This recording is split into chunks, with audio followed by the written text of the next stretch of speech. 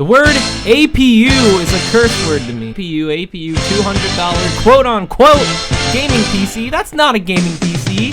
Get him out of here. Get him out. Now get him out. We don't take kindly to APUs at the Slash Think Tank. What's going on, everybody? It's Slash687 here with a real-life PC build. It's the first ever on my channel, and I'm sorry I was angry in the beginning. I'm just sick and tired of the APU thing, man. It's not a gaming PC if you have an APU in it. They might make alright small form factor quote-unquote gaming PCs, but other than that, these APUs, they can't push out the graphics that are needed to play the latest titles at 1080p. And to me, that's not a gaming PC, that's just a glorified productivity PC. It's not really gonna be able to game the way any sensible human would want it to. So today we're putting together a great, beautiful $200 make yo mama holla gaming PC. So let's get right into it. So what did I spend my $200 on? Well, I got a dedicated GPU and a very, very good platform to build off of. Starting off with the main part of the system, I bought a Dell Optiplex 780. It has a Intel Core 2 quad. It has 8 gigabytes of DDR3. It has 750 gigabytes of hard drive storage. Overall, it's an amazing platform to build a gaming PC off of. It was initially listed on eBay for $175, and I used my amazing people skills to talk them down to $125, free shipping. I got it and hopped on the deal. Easy peasy, amazing platform to build on for $125. Next up, I went with a GTX 750 Ti. I looked around and eventually found one that totaled, after including shipping, to about $73. And this left me with a $198 amazing gaming PC. What it really comes down to when searching for PC parts on eBay is don't be afraid to haggle. Feel free to message the seller, try to get them to lower the price. It doesn't hurt, and most of the time people will be willing to work with you. Also, if you see a deal, hop on it. Don't hesitate, because he who hesitates is lost. I found this GTX 750 Ti for only $73. Most of the time they're like $90 to $100. I was like, dang. I bought that thing immediately and it shipped to my house. It's in perfect condition and I have the PC together. So as you can see right here, the PC came with a GT 610.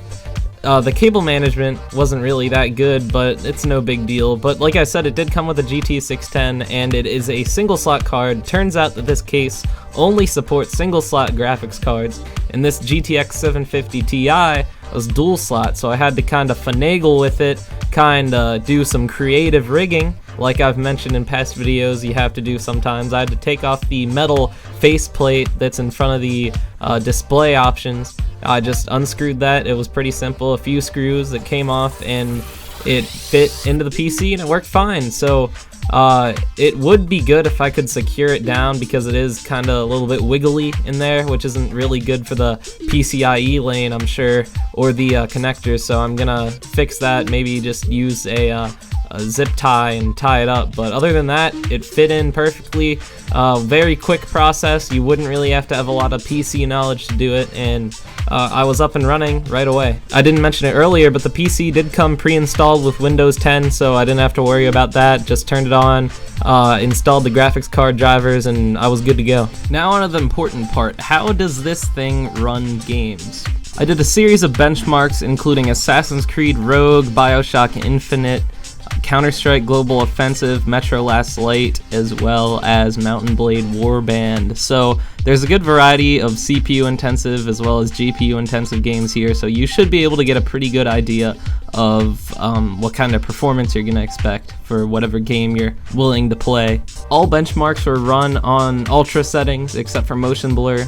I kept that turned off because I just don't like motion blur in general. So let's get into this. Starting off, the first game is Assassin's Creed Rogue. I had an average of 39.35 FPS, a maximum of 46, and a minimum of 35. It's a very good playable frame rate for a game like Assassin's Creed. If you lowered the settings down to high and medium, you definitely get a constant 60 FPS. Assassin's Creed Rogue it's based for the PS3 and for the Xbox 360, so it is kind of an older game. It's easier to run than a game like Assassin's Creed Unity or something like that, but it's still a very large open world game, and it is impressive that I can get these kind of results on a gaming PC that's only $200. Keep that in mind. 40 average FPS, very good, especially for the ultra settings. The next game I did with the built-in benchmarking utility was BioShock Infinite.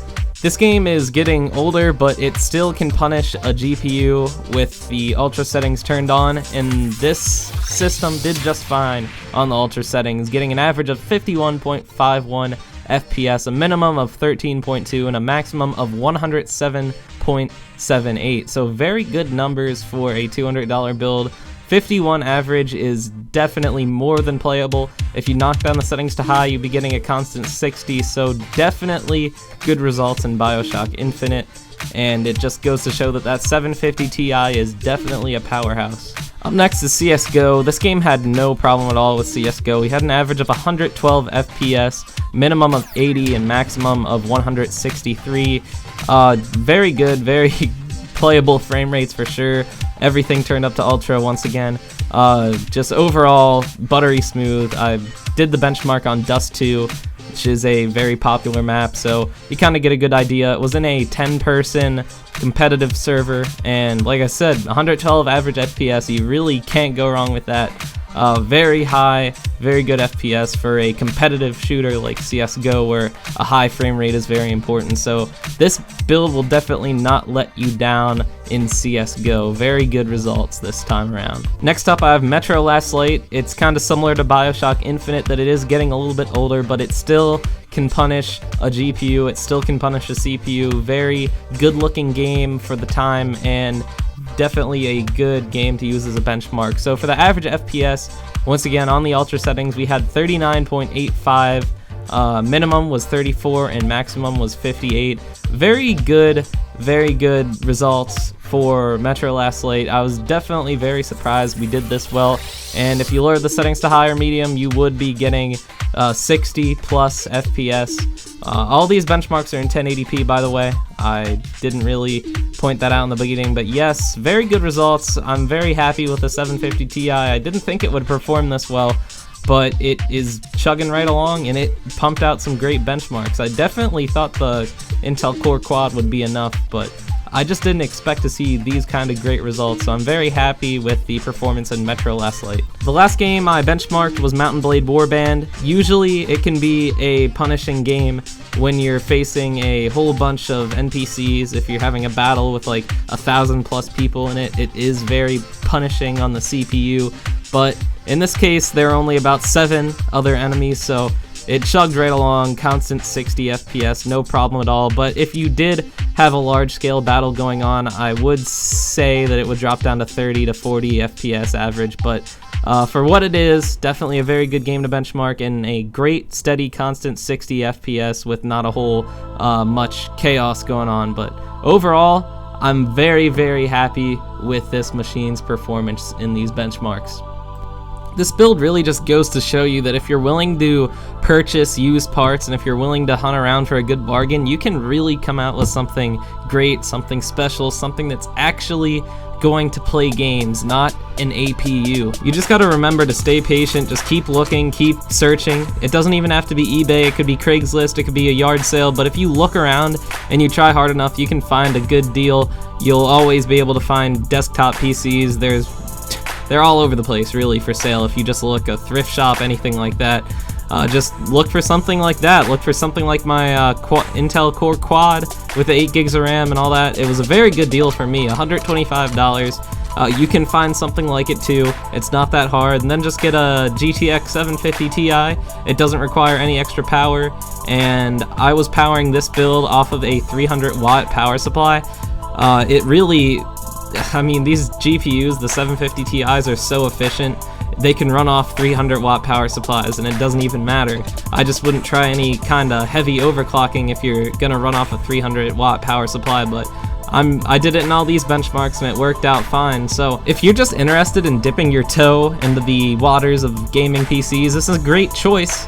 This is a great build, amazing price to performance. I think you'd be hard pressed to find anything that could match this build in price to performance. Or if you're just bored and you just want to build something, you have some extra money, this is another great system.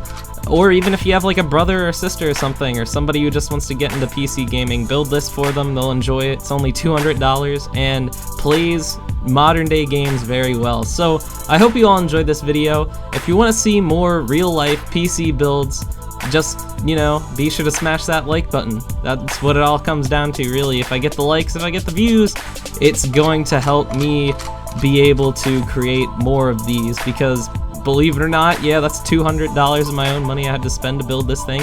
I'm not saying I didn't enjoy it. It was a great, fun project to undertake, and I really did enjoy finding out the performance you can get from only $200. So I hope you all enjoyed this video. I'll see you all later. Have a great night. And be sure to comment, be sure to like, and if you're new, be sure to subscribe. Peace.